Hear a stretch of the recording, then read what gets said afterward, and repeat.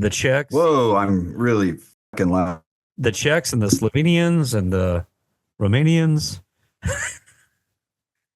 Why is my wife's been screwing with this? Hang on. There we go. Did you get my joke? No, I didn't. What did you say? I said all the Czechs, and then I said all the Slovenians and all the Romanians. Oh, okay. I got it. It was a good Eastern European joke to start off the episode. Yeah. Welcome to Comics in the Making. My name is Ryan Holgerson. I'm the creator of Slackmatic, and I'm joined, as always, by Levi Erickson, the creator of The Big. Levi, how are you doing? Happy New Year. Are we doing Happy New Year, or are we just... Yeah, we are recording this on January 1st, 2025. Yeah, it's been this will probably be the last time you hear from us or anybody else. So please take care as the world burns around you. Yeah. I've got nothing to say with that. I mean, I can't agree with that more. So we've got 5 days of normalcy. So, all right. Hey, and you know what? We're gonna try and get through the world burning down by talking about comics and making comics and trying to do fun stuff that makes us happy. And I think that's what the world needs now more than ever is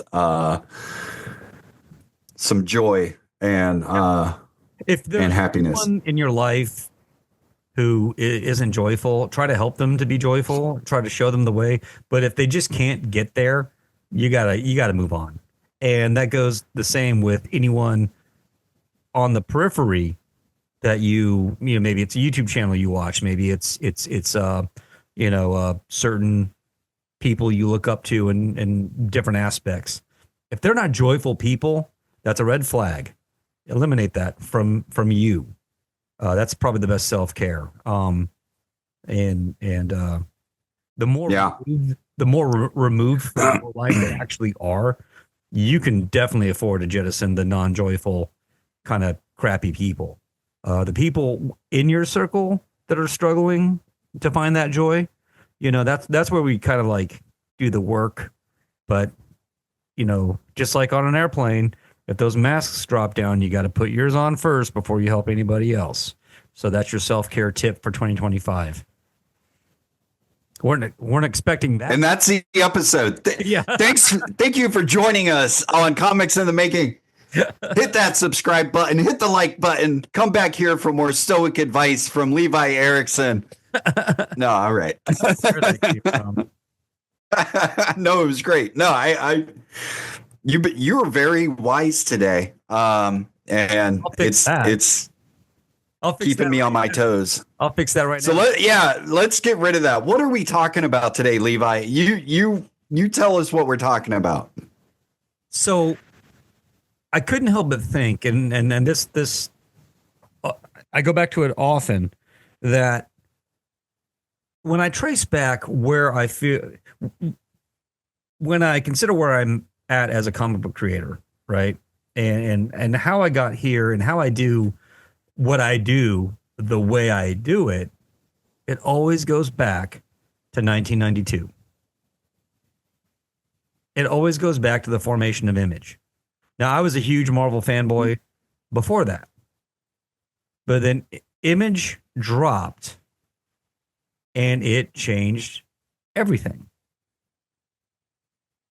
Not just for me. I mean, there's documentaries. I mean, we all know the story of Image Comics for the most part. And is it 30 years on and change now? 32. Yeah. Or 33. We're going on 33. And so a lot of those initial founders, they've given, their perspective on what was going on at the time and what's different now. We can see where those individuals have gone, but also as a company, how it's evolved over the decades. And what Ryan and I were thinking about, was how that affected us, how that affected the industry. And even though we all respect and understand it was an important event, I don't think that, it's really given its due. I think it was a much bigger impact than is in the lore. Yeah. Well, I couldn't agree more. And just to say real quick, sorry, Ryan, this is not an Image Comics, butt kissing service video, because we are going to, as you'll see, share some opinions about back then. Now that things that we didn't know that we know now, and yeah, so don't take this as it is a love letter to Image Comics, but it's not like fan service, if you will. Yeah. I don't know how much we're going to get into the actual history of Image, but I can tell you, like, the impact on me. I'll say this. I think when you watch those documentaries about Image, which there's a couple out there, and they're pretty good.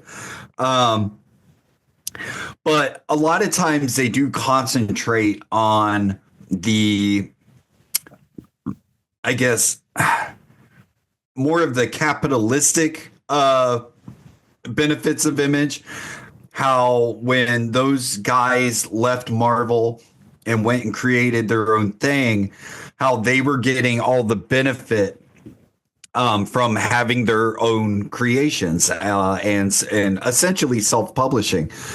And I think that is great. I think it's awesome what they did. But for me, the sea change was, I went from being 9, 10, 11 years old, finding comics, going to 7-Eleven, getting whatever was on the spinner rack, going to the grocery store, getting whatever's on the spinner rack. I don't even think I had been to a comic book store yet. I can't remember, because I think it was all around this time when I really got serious about it, that is when Image happened.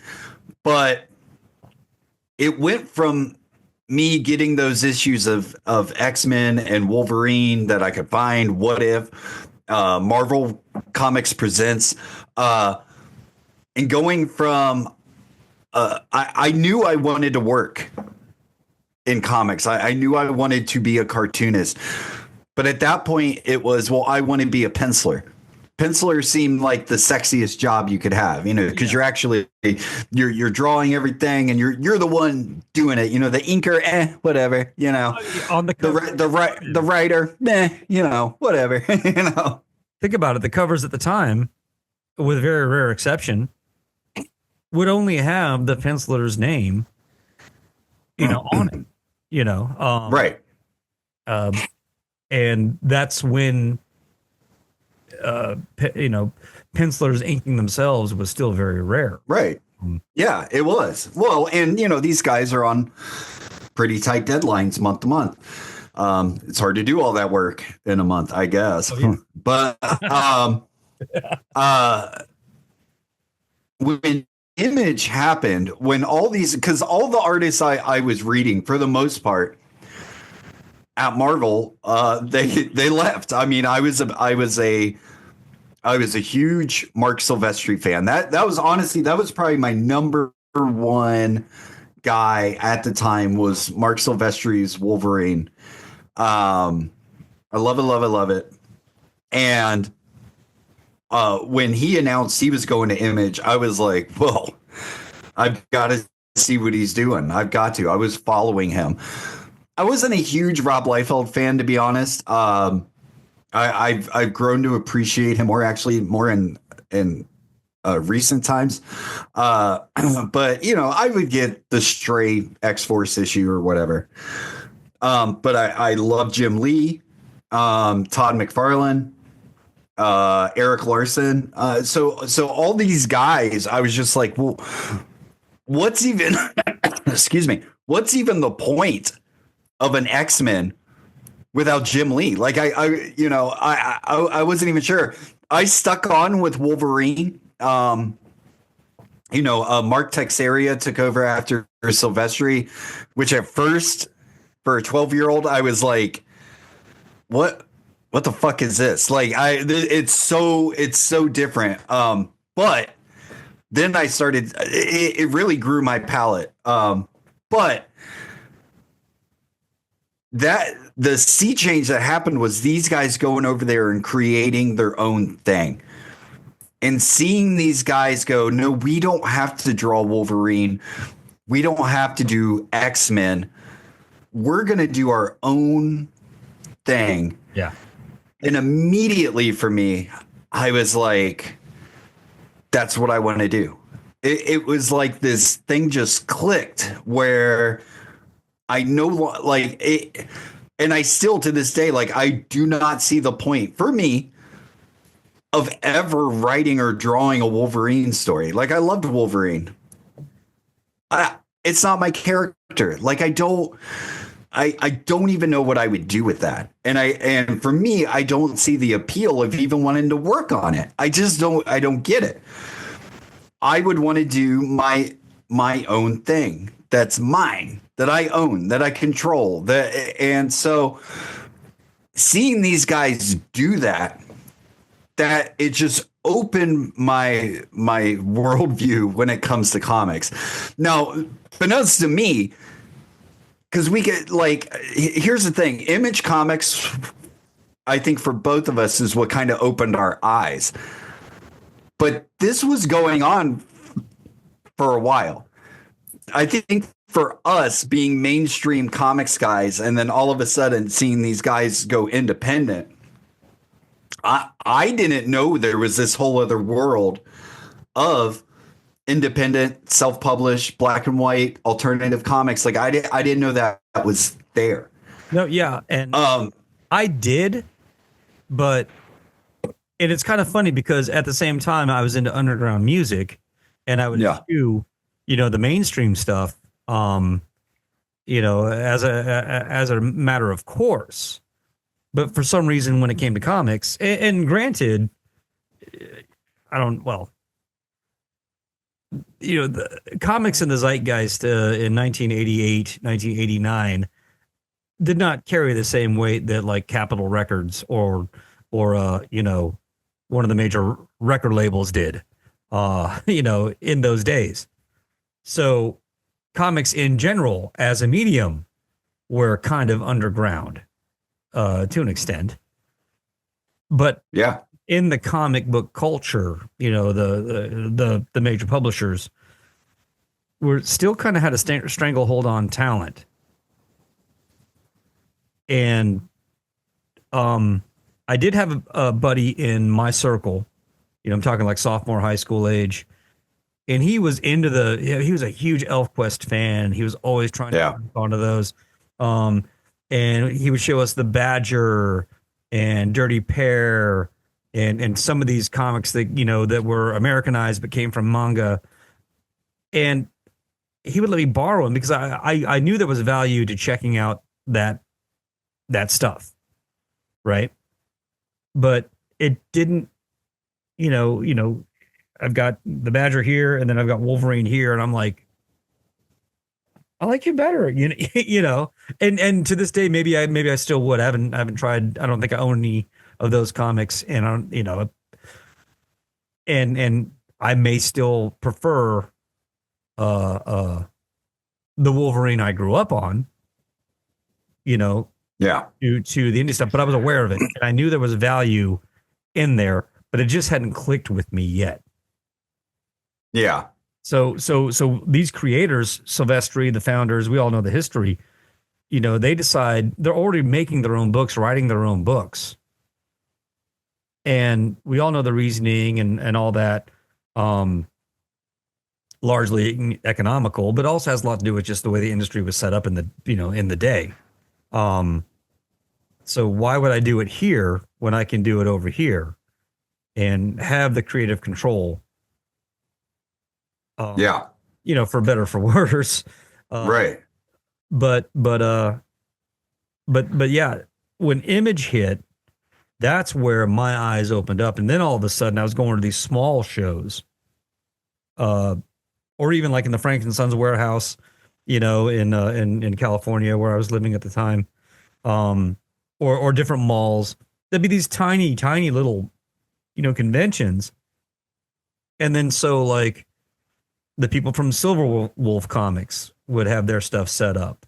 Mercury, Greater Mercury Comics would be over here, with grips, and I met some of those people, and I got those. It was the Image stuff that got me going. Oh, I need to get these things, and some of them are really, really cool. Some of them were terrible. Yeah. I mean, terrible. And we've talked about this on shows before, like back then, 92, 93, 94, to print your own comic. I called up a printing company and they're like, it's $2,000 just to change the machines over. And that has nothing to do with how much printing costs. Goodbye. I was like, okay, these got printed somehow, some of these. Mommy and daddy money, I guess. Yeah, I mean that's the thing. So like looking back on those times, here's the thing. There are there are very few of those Image comics that came out that I would sit down and read today. It doesn't take long for most of them. No. Actually, here's the thing. I there's one that I could sit down and read today, and that's Savage Dragon. That's the only one that, and that's the thing. I was not a huge Eric Larson fan. I had a few like Spider-Man issues that he had done before he went over, but the big ones that I was so excited about again were a Spawn with Todd McFarlane and Cyberforce with Mike Silvestri. I mean, Mike Silvestri was like number one, and then Wildcats, Mark, with Jim Lee. Mark Silvestri. What did I say? I think you said Mike. Oh well, whatever. Wolverine and shut up. M Silvestri. But I quickly realized that like Savage Dragon was the one that just like held my attention. For people who haven't gone back and read some of that stuff, also Eric Larson, the only Image founder that is still writing, drawing, penciling, inking every single issue of Savage Dragon. He's so obsessed with that that when they were switching books and like Jim Lee drew one of his, he went back and did another issue like 13 or whatever as Savage Dragon because he didn't do it because Jim Lee had done it. Right. Todd McFarlane has surpassed the 300 issues of a single creator. I'm sorry, that's absolute bullshit. Todd's barely been on Spawn for 300 issues. It's plot points, writing a little bit, whatever. Mm-hmm. I know he's done some inking here and there still, but come on. No. When Eric Larson hits 300 or 301, for me, that will be the record breaking. And he's getting there. He's I think 275 is coming out here and pretty shortly. So he's got 2 or 3 years. So come on, Eric. But well, that was the way with like all of them. But so we're talking about how Image kind of changed us. So and I just mentioned that 301 mark that Todd hit. For people that don't know, Dave Sim of Cerebus had held the record for most independent comics published where you know what? I don't even think it's independent comics. I think it's just the 300 issue run of him being the sole creator on the book. Right. which again, he had a background artist. Gerhard was his background artist for, I mean, like 200 issues of Cerebus. So it's not just Soul him, but David been that 300 issues. And Todd McFarlane broke that, 301. I did not know who Dave Sim was until Spawn number 10, because Dave Sim wrote Spawn number 10. So when I'm looking at the trajectory of where I am now, what my goals as a cartoonist have been, there was, I want to be a penciler. Then there was Image Comics, and it was, I want to do, I guess now I'm going to create my own superheroes. It was all superheroes. Yeah. Because I didn't think there was any other option in comics other than superheroes. I really did. Like, it was comic strips and superhero comic books. Right. And when Spawn number 10 came out, and Cerebus is right on the cover of Spawn number 10. Yeah, it's like Cerebus and then Spawn's leg and cape. Right. Yeah. And Cerebus, it's kind of a joke because he's in color, and he's like, color, because it was a black and white book. And the character design of Cerebus, the aardvark, was immediately appealing to me because I love cartoons. I like cartoony stuff. I love comic strips. And so seeing that in a comic book, I was like, this is different. Yep. And then in the back of that issue, Todd talks about Dave Sim and how much of an inspiration he was to him, and how he, and they're both Canadians, and how Dave Sim had kind of revolutionized this self-publishing, and he's considered the godfather of self-publishing, or he was until his kind of fall from grace. But this is not a Dave Sim issue or episode about his misogyny and stuff. Nope. And talking about doing all these, printing all these black and white comics himself, and how he was releasing them in these phone book collections. They called them phone books because they were so big. And without even seeing an issue of Cerebus, I was like, that sounds way cooler. I was like, wait, so he's really doing whatever he wants. Mm-hmm. And so then it was, I need to find Cerebus. And it was around that time that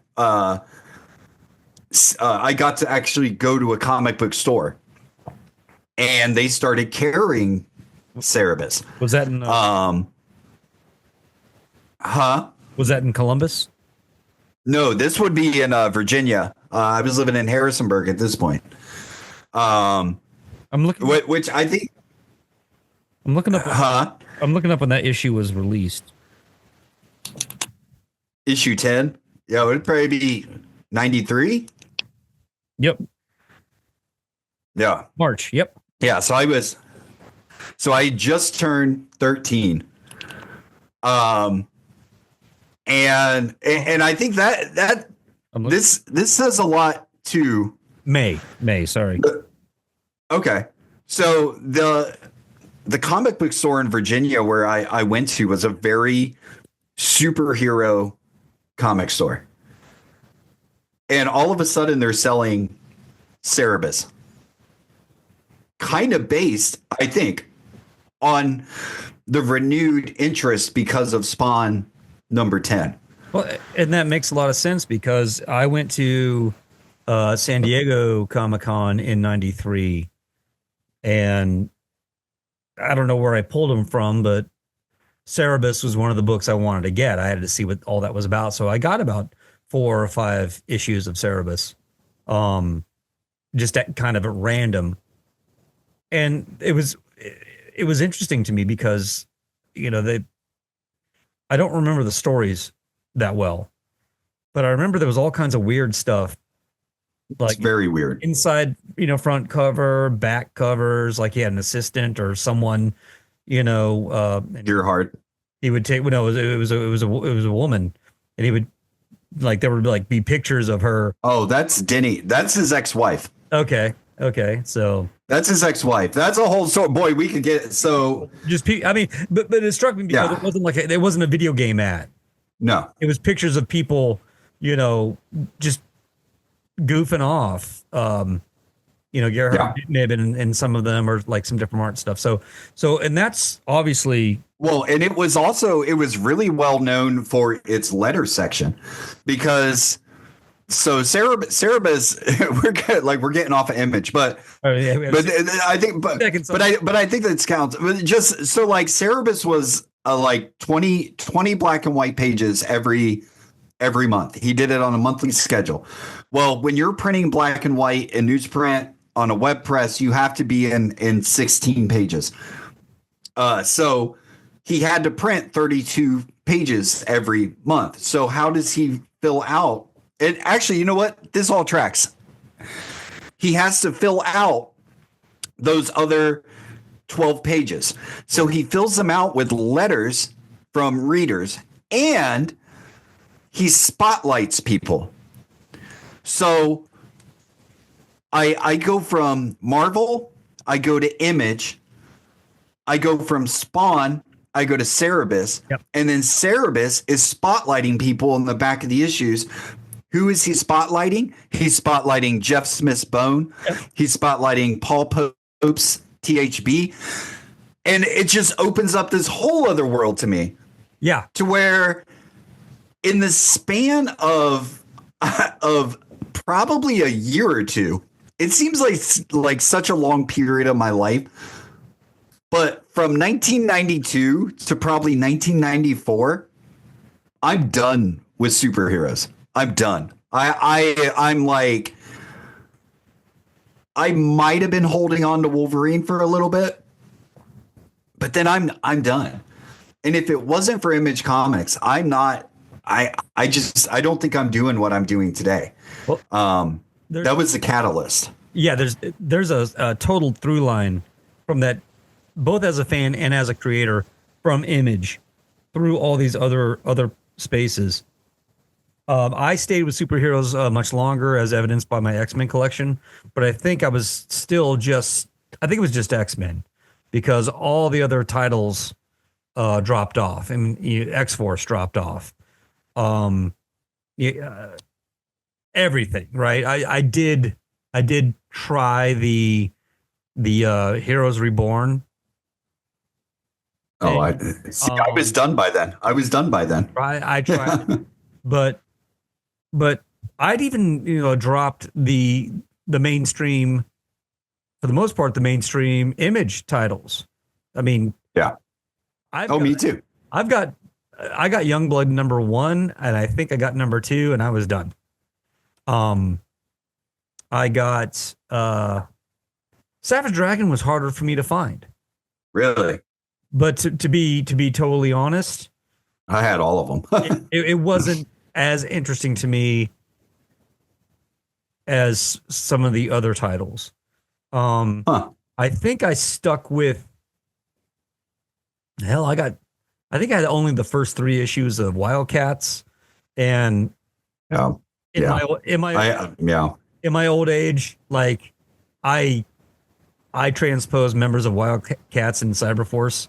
Yeah, I couldn't tell you even the name. It's the same comic. It's funny how, here's a person from a team book. Now I'm going to do, I'm going to do another team book, and they're going to be, So here's the thing. So Image was this, this big catalyst, and you can talk about it from creator rights and all this stuff like that. And this could be a huge thing, because I mean, what's funny is, for Todd McFarlane basically being the spokesperson for, creator rights, and we're going to treat people right. Well, there's more than one court case that would say otherwise for what eventually came of at least the Spawn wing of Image Comics. And look, that's not even really me throwing that much shade to Todd McFarlane, because I think part of it is these guys were kind of in over their head for the most part. Todd was probably the most organized, but even then, when it came to the business end, obviously things were getting dropped, Right. And, but what I was trying to get to was you can tell the difference between someone who's doing like a Cerebus, which is a very weird comic. It's essentially the history of Cerebus the Aardvark from, the first 25 issues are a Barry Windsor Smith Conan parody. Yeah. To all of a sudden this political story where he becomes prime minister, to then he becomes pope, and then it becomes like about religion and feminism, and not from a nice point of view again, and just becomes this weird thing. But there's a difference between that of this creator who has a singular vision. And to be fair, what the vast majority of what the Image guys were doing, which was just shitting out a bunch of stuff that they thought was going to sell. Yeah. I think Rob Liefeld actually has he wanted to create stuff. I actually would not put Liefeld in that camp. I would say, I'm not saying it's good. Yeah. But I think he wanted to. But if Liefeld had stuck at Marvel and kept doing the same thing, a lot of those characters he created you would have seen in the page comics. That was the whole thing. I think he stands out amongst the rest of the creators. What they would have offered, if in Jim, like Jim Lee. Jim Lee's an amazing artist. He's not a creator. Look at what he did at Image Comics. Yeah. What is Wildcats? It's fucking X-Men. The X-Men. What is Deathblow? Him copying Frank Miller's Sin City. Mm-hmm. Look, I get it. He's doing what he wants to do. He's paying homage to these people. All these guys are kind of doing that. But there's no real soul there. I can't watch that and go, oh man, Jim Lee's really just been wanting to do his own thing. No, he just, this was like a paycheck for him. And kind of famously, Jim Lee was the last one to jump on because he was nervous. He was nervous about it. And he didn't have the same beef. Yeah. But look at in that stable of creators, artists, whatever. Yeah. But I think a lot of them, that's what happens when you take away quality editorial. Yeah. Which Marvel certainly has. I don't know. We can argue about that. I don't know about that. I'm not sure. I'm not sure about that, Levi. Stories, sometimes you need an extra pair of eyes. No, I agree with that. But I don't know. I'm not going to put, if editorial was the answer, then the X-Men books would have thrived after they left. Okay, fair. But what I mean by editorial is boom, mic drop. I'm taking this off and I'm dropping it on the floor. Dropping a thing. I'm not speaking on behalf of the editors, but I'm saying that editorial book, which we have an awareness of editorial. Yeah. The work that we're doing, right? And then we both will do a thing, we'll take a step back and we'll go, does that work? Does that not work? We'll challenge ourselves. And what I'm saying is I feel like on the onset, that what was lacking for a lot of these creators, they didn't have that, that awareness. I could be wrong. Now I'm speaking for the people at this point, but I mean, no, I'm not sure. I'm not sure you are. We were going to talk about how, Image, for their successes and failings on the onset, pushed us in directions like Valiant Comics and some other Malibu titles to varying degrees of enjoyment as a fan. Well, here, hey, I mean, we still got more to say about this. You want to just end this right here, and then we'll just come on and put a second video and kind of keep going? I think that works. I think that works because I think we got more to say, and I'd hate to just cut it off, Yeah. with 4 minutes. So why don't we make this a longer video and we'll just stitch it together? And we'll run that back. We'll run that back to where we were kind of like where you were doing your mic drop. I'm like, ah. And then we'll say, yeah, we'll just stop. Yeah, we can stop at the mic drop. Nice cardigan.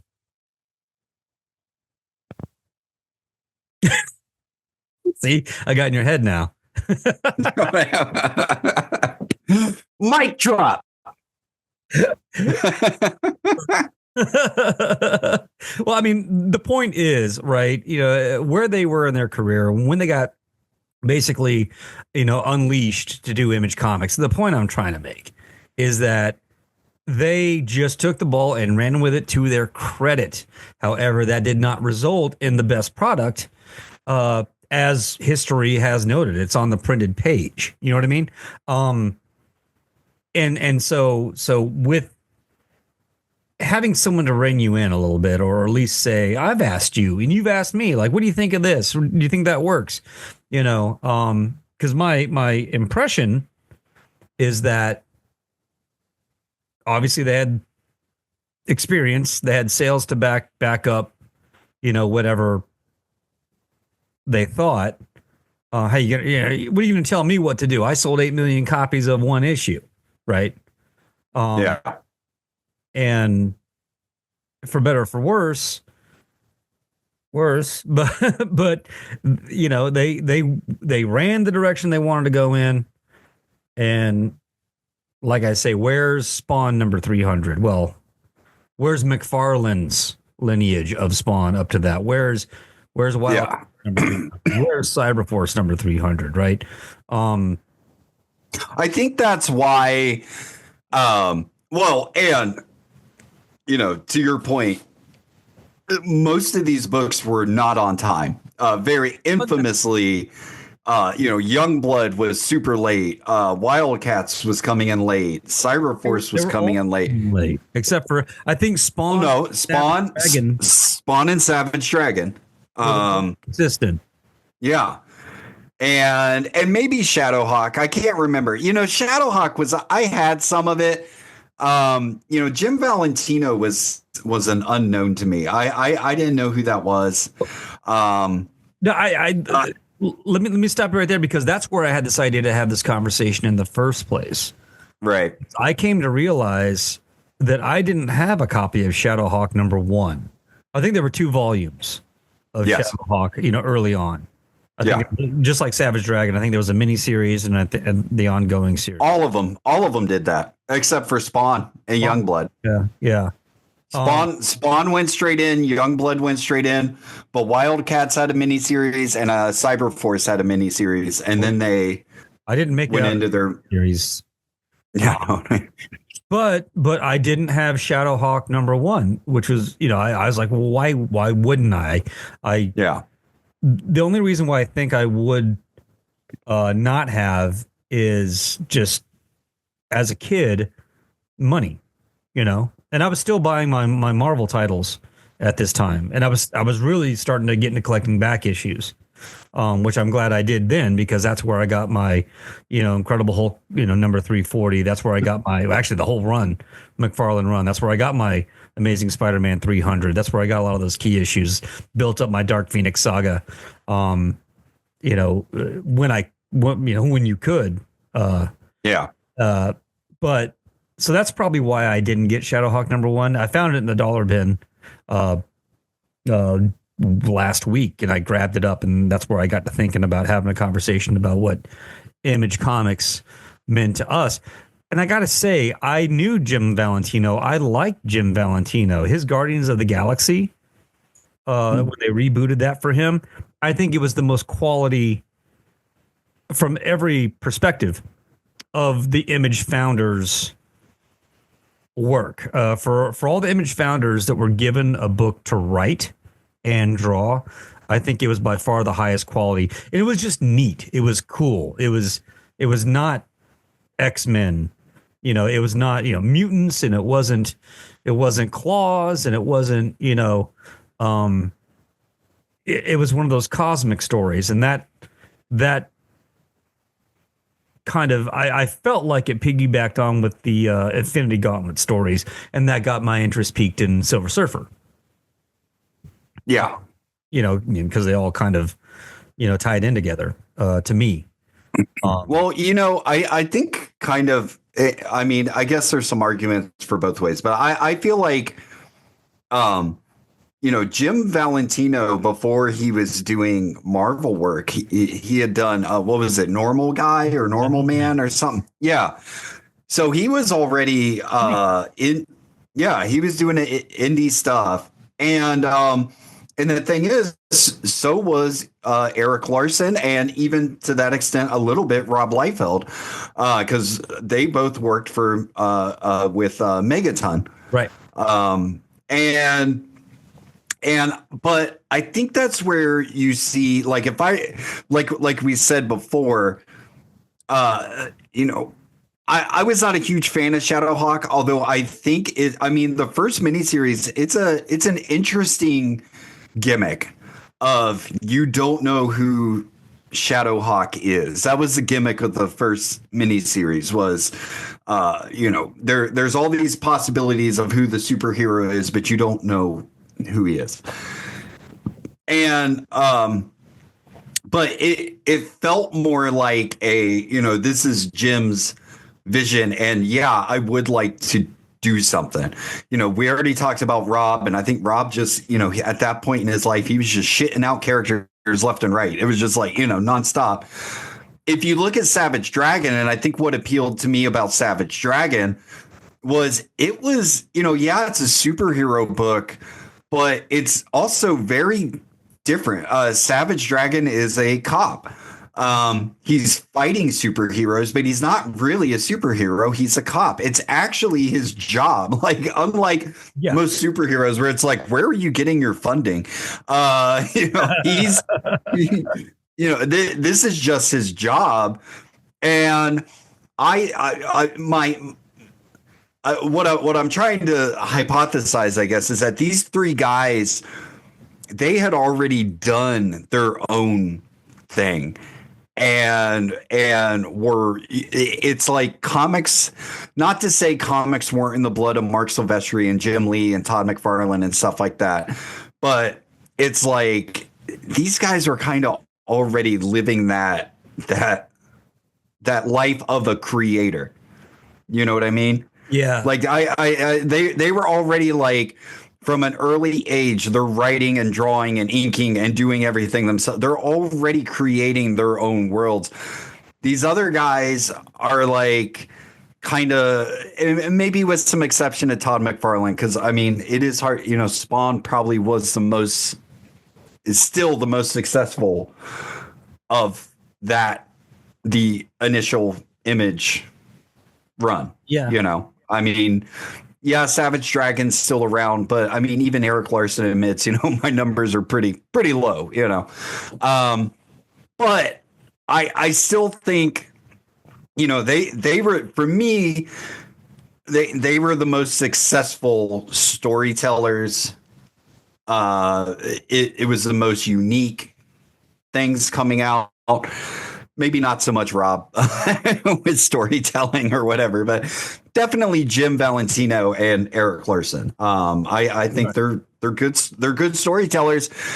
Eric Larson, he is, like, to me, he's just the superhero comic is in his blood. Like, when you listen to him being interviewed, they're like, well, how do you know when you get to the end of an issue? Like, how do you plot out an issue? And he's like, I just do it. I start at page 1 and I end at page 22. Like, it's so ingrained in him, the system of a 22 page comic book, that he just does it. Like, he can't even express how he does it. He just fucking does it. It's like breathing.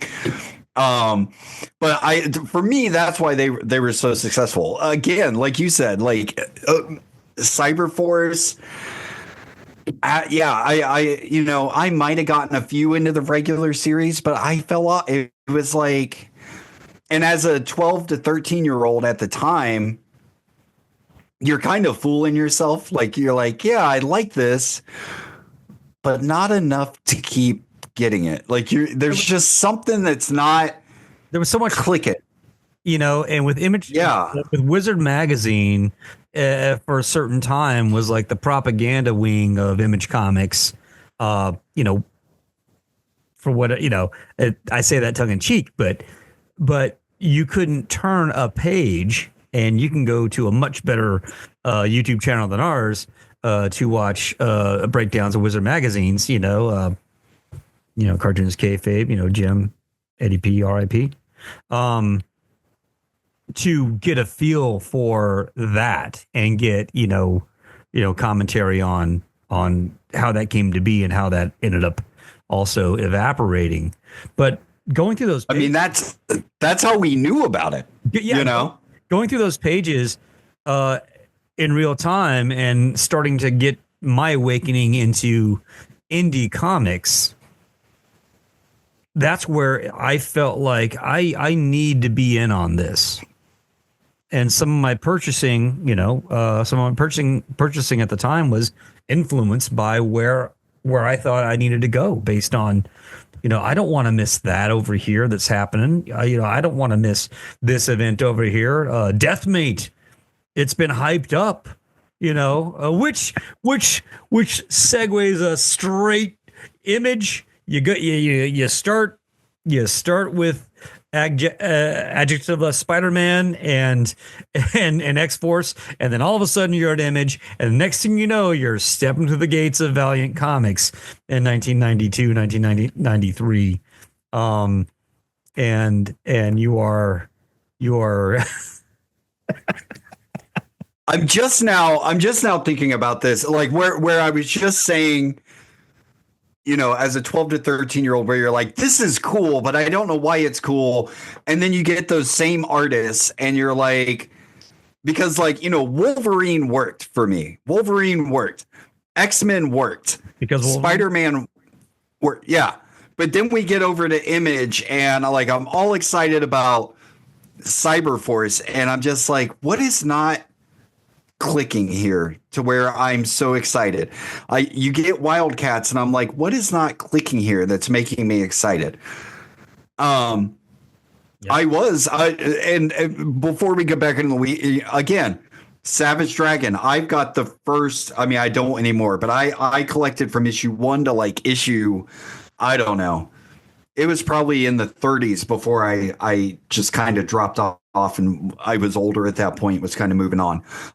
Spawn up into issue 24, 25, I think. When Todd stopped kind of working on it so much, and I like Greg Capullo. Yeah. I actually thought I like a lot of his work in Spawn. But it still wasn't Todd, and so I kind of started dropping off. Paid your price of entry for. Yeah, it's like going to a Bad Brain show, and it's not HR or during their Rock for Light or Quickness era. Yeah, and you're expecting band in DC. Yeah, it's like, this is not what I paid for. Right. Yeah, but what I was saying was I think this kind of coincides almost with my awakening as I can actually be a bit of a critic now and go, this isn't working. And you mentioning Valiant, because at this same time, we've got Wizard coming out. That's where we're getting our news.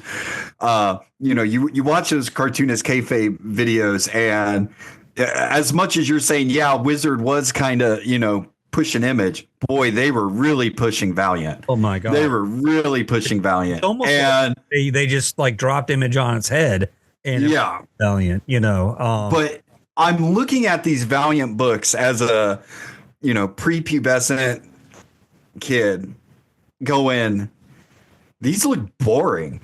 These are just so boring. I can't, and uh, I don't know how they hold up. I had very few Valiant comics, but this is the down. I mean, and you see this all the time. I can tell you. You can go back to the original black and white boom from Ninja Turtles. Mhm. You got all these like black and white clones of the Ninja Turtles coming out because everybody wants the new thing.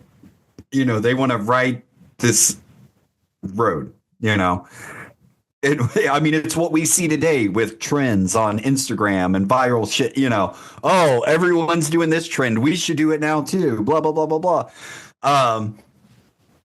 So it gets worse and worse, but Image really kind of started that second wave of a small black and white boom. I don't know if you can put that as much on Image, maybe more Cerebus and Bone.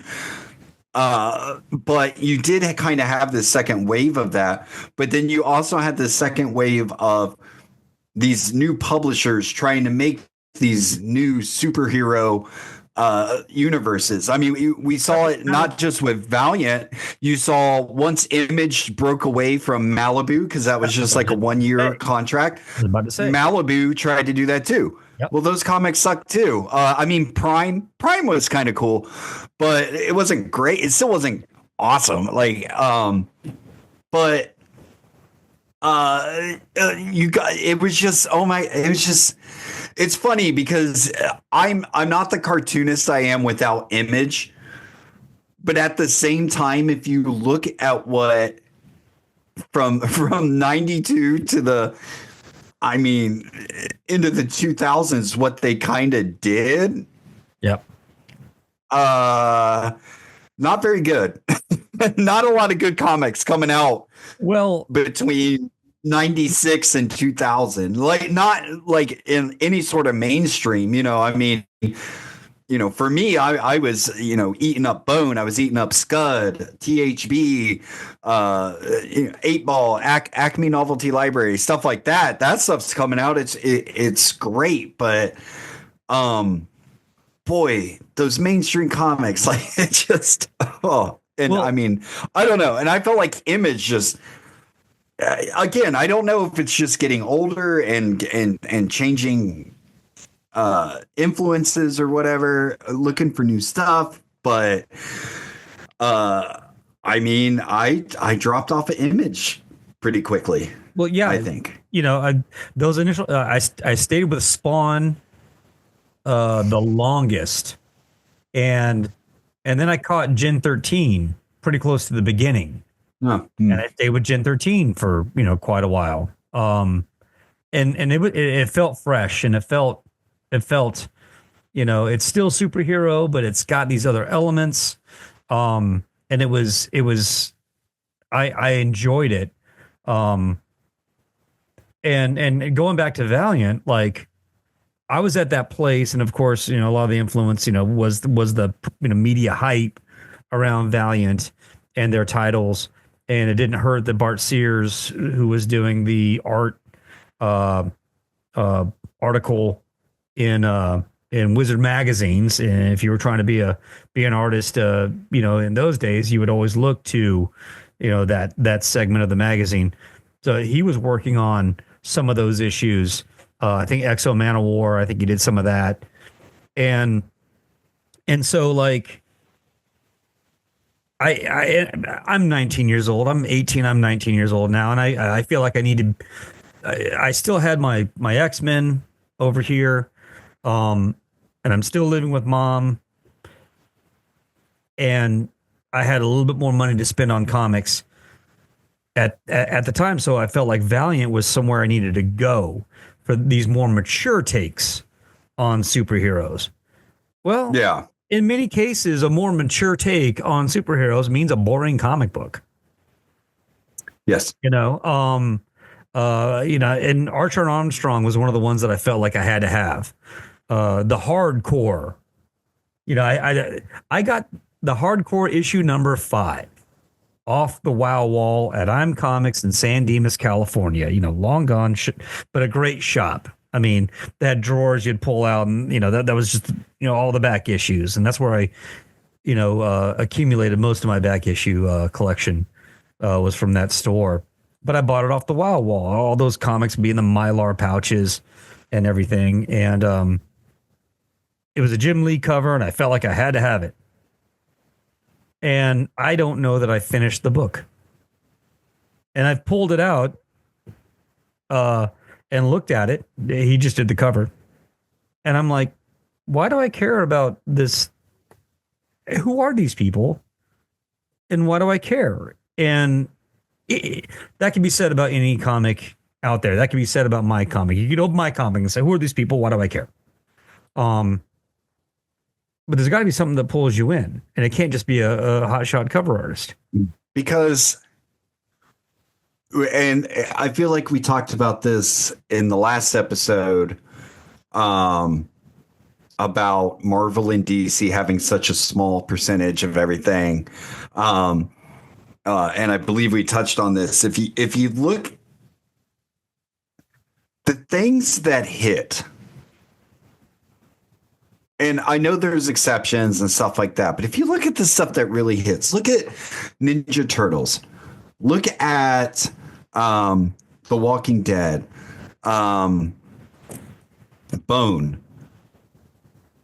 These are things that are coming from the heart of these creators. That's why I think both of us, we understand that singular path of a creative vision.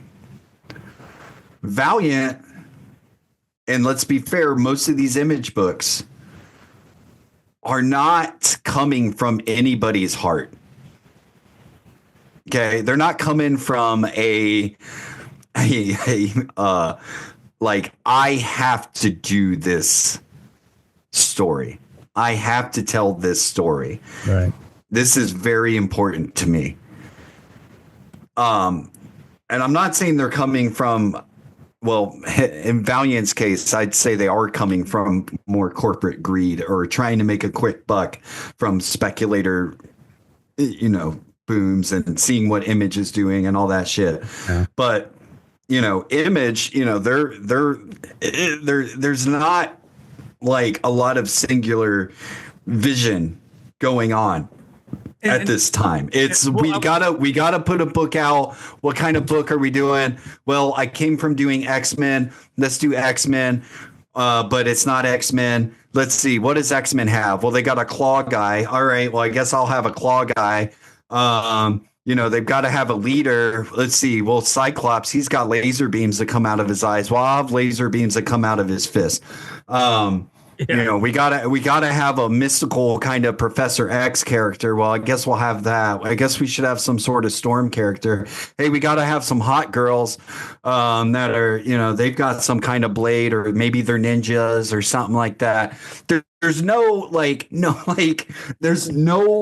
sort of creative vision in that.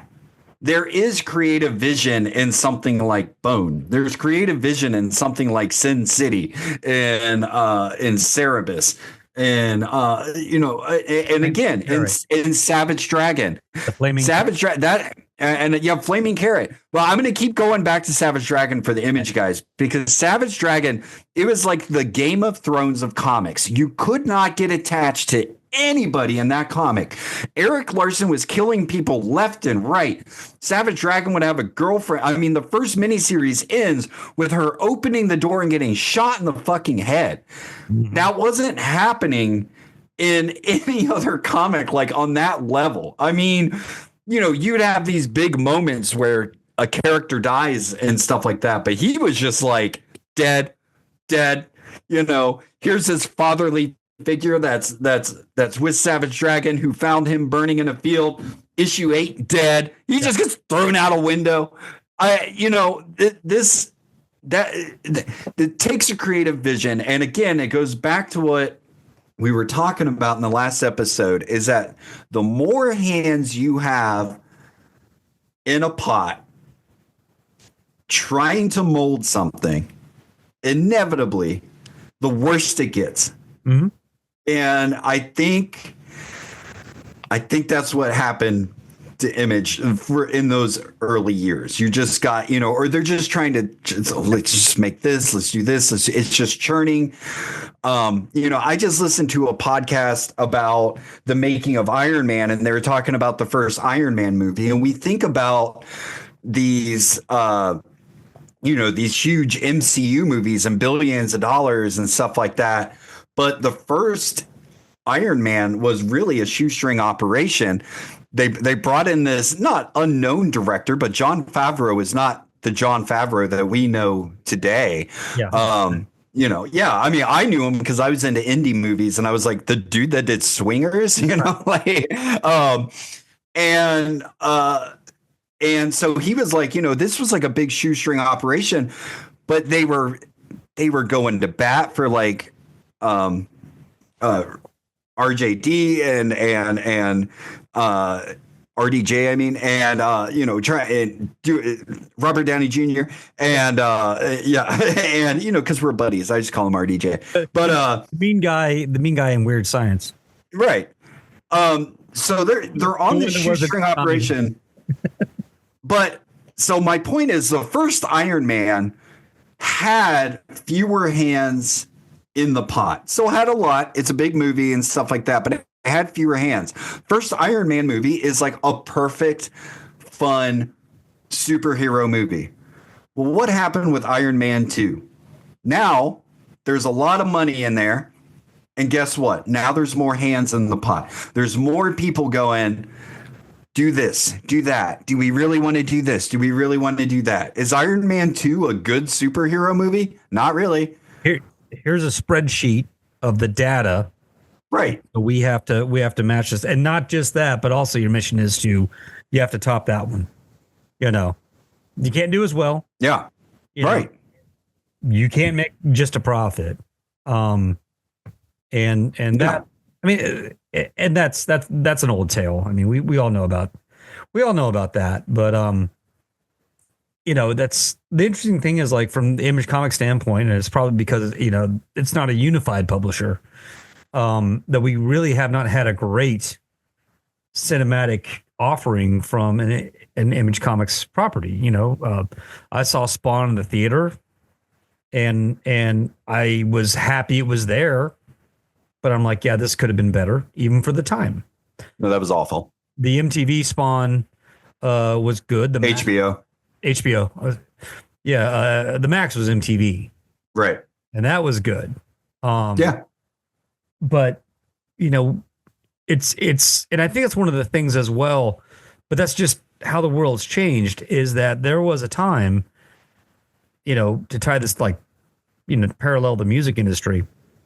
If I saw a record, and even if I hadn't heard of the band, but I saw it was on Lookout Records, I'd get it. Epitaph Records, I'd get it. Yeah. That being on that label communicated a lot about what was contained within, the shrink wrap. And with comics, with Image Comics, it was kind of the same thing, going back to when they dropped, and I was trying to buy everything that Image was offering because you were getting the founders offerings at the time. Well, Image, for me, for lots of different reasons, but comics in general, but as ununified as it was as a publisher, because that wasn't their point, was not to publish characters that exist side by side. But at least you knew, they got Savage Dragon over here, they got Spawn over there, they got Youngblood, Prophet, Badrock, Supreme. You have all that. You have all the things. And then it became a place where different creators might release one book and come and go. So for me, I didn't know what to expect from the Image eye in the corner box of an issue, and that can be a good thing. But and I kind of feel like it's still that way. Oh, it's very way. I think that's kind of I mean, it's way better now. The bar is way higher. The industry has changed so much that no one cares about a publisher. You care about a creator or a character. Well, I mean, that's how we think. I think some other people might say different, but yeah. But I mean, now, yeah, I mean, I don't look at the publisher at all. I mean, anymore. I don't even think about it. I'm trying to think of the Image books that I get now. Headlopper.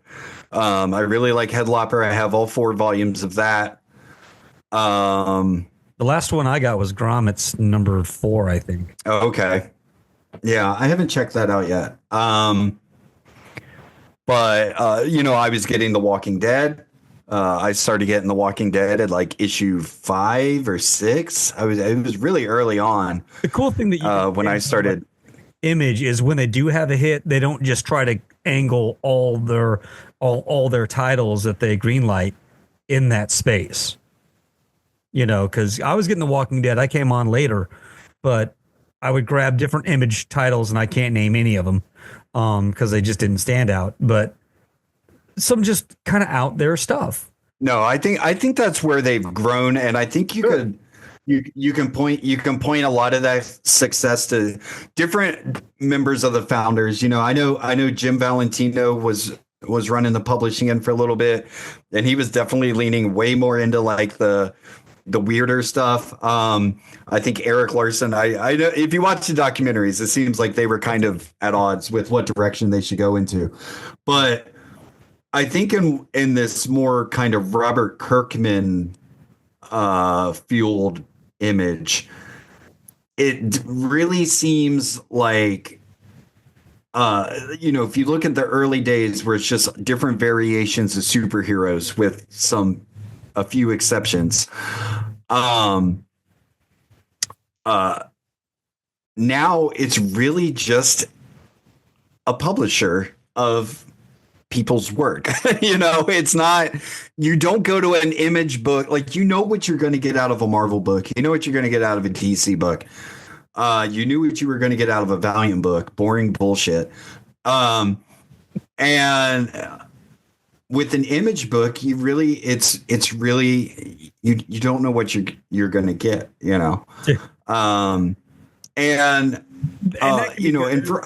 we exist in a different space now. So we are following the creators and publishers are handing out at face value. And that's why I don't really, with few exceptions, I mean, I just don't pay attention, to who's putting out what or anything anymore. It's like a friend of mine, maybe it was my brother, and because we were talking about new music and how the fire to hunt down new music has diminished in both of us as we've gotten older. Yeah. And I said, I get almost all of my new music when my band plays a show, or if I go to a show. Mm-hmm. And I get, the same goes for comics. I get my new comics and I become aware of new creators when we do a show. Yeah. And that's really it. And I'm not saying that's good or preferable. But that's my pathway to new stuff. And sometimes they happen to be on Image Comics, and sometimes they happen to be totally self-published, self-funded. But that's where I am. And I think that's where I'm finding what I've always looked for. As you said, that stuff that had to be created. The person who produced it had to get that story out and had to draw those pictures. And that's what I've been looking for all this time. Right. No, and we don't have, and it just occurred to me, we don't have, do we have Dark Horse's Legend imprint without Image? Because that also seemed like very much a response to that. If we don't have that, do we have Hellboy? Right. you know? And we talked about it offline, but we didn't really do it. But like when image, being founded and stuff like that, or led to all these other things. Yeah. And I mean, image is still there, obviously, but it led to all these other things that may not have been a path if they hadn't done it first, Right. or maybe those stories would have been created, but you'd have to hit the right minor mall in a major metropolitan area when they did their little comic book day, Yeah. So, Yeah. I mean, image changed a lot, but I think its reverberations aren't acknowledged as much as they maybe should be, because you don't get to Scud without going through Youngblood, you don't get like some of these things pushed to the forefront Right. without Savage Dragon and Spawn. Right. No, I agree. I agree. And for sure, we said it at the very beginning of this longer episode. We're not the cartoonists we are today if it's not for Image, for good or bad. There are some times where I think about like, damn you, Image. Yeah, no, I know because there are times when I'm like, because I'm so stubborn about my creative control over stuff, my wanting to do things my way, like not like really, I don't do a lot of freelance work. I get offered it sometimes. And I like last year I turned down not a lot, but I turned down pretty much everything that was asked of me last year. I don't know if I have, and I'm fine with that. I did it because like, no, I need to do what I'm passionate about and what I love. I don't think I'm there without Image Comics, without finding those independents and these people that are doing that. Or even but there are that characters. Yeah. And today, when Uncle Rob Liefeld on his podcast, Robservations, when he talks about the Image experience and the reverberations through time, he talks about it from a place of love and reverence. I mean, he'll bring receipts when they're necessary, but he seems to have a handful of them. But to hear their perspective puts it in even more perspective for me, Yeah. And it affirms that this is where I want to be in comics. And if that is essentially a nobody, that means I'm doing what I want to do in comics. Right. No. Well, and it's like what I was about to say was, there are times where I'm like, well, maybe if I had just centered all my energy that I've done into creator-owned stuff into figure drawing and the penciling and all that stuff, would I be in a better place career-wise? No. I'd be a freelance artist going from job to job, trying to get work. If you were one of the ones that made it through the 2000s, from 97 to 2010, if you made that, you'd be making about as much as you're making now with the day job. Right. Exactly. And not knowing when the next paycheck comes. Anyways, exactly. That's an editorial. Thank you for hanging out with this long marathon episode. We got about less than a minute and a half. So Ryan, what is coming up? More Audrey and Dad comics. I'm just plugging away this year. Looking forward to see where it goes.